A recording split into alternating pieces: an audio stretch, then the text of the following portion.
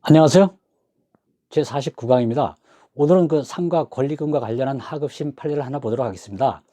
상가 임차인이 나가면서 새로 들어올 신규 임차인을 구해왔습니다. 그 권리금 계약을 하고 임대인에게 데리고 왔습니다.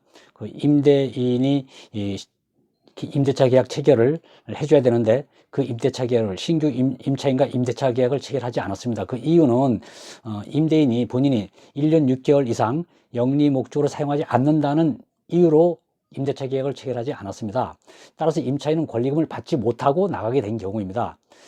즉 상가 임대차 보호법에는 어떻게 규정되어 있냐면은 임대인이 임대차 기간이 끝나기 6개월 전부터 임대차 종료 시까지 나가는 그 임차인이 주선한 신규 임차인과 임대차 계약의 그 체결을 거절하는 행위는 그 권리금 회수에 대한 방해 행위에 해당돼서 손해배상 책임이 있다라고 규정되어 있습니다.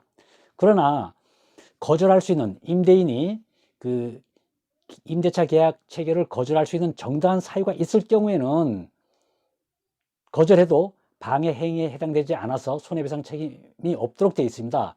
따라서 그 정당한 사유에 관한 하급심 판례가 있습니다. 그걸 하나 소개시켜 드리도록 하겠습니다.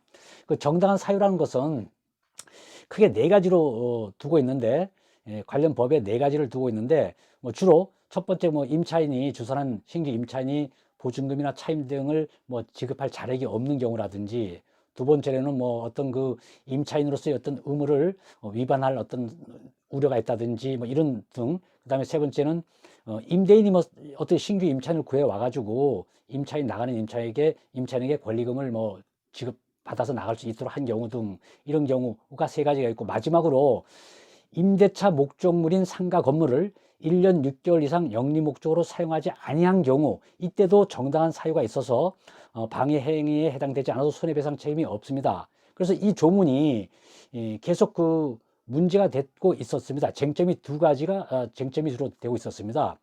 이 조문에 보면 주어가 없습니다. 임차인인지 임대인인지. 즉 임차인이 임대차 목적물인 상가 건물을 1년 6개월 이상 사용 안 한 건지, 임대인이 사용 안 한 건지 주어가 빠져 있었고, 또 하나는 사용하지 아니한 경우로서 과거형으로 되어 있습니다. 그러나 이것이 사용하지 아니할 경우 미래형으로 해야 되는 것이 아닌가, 이런 논쟁이 있었습니다. 입법상 미비라고 할 수 있는데, 이와 관련해서 하급심 판례가 서울 서부지방법원에서 2019년도 2월 15일 선고한 하급심 판례가 있습니다. 이를 살펴보도록 하겠습니다.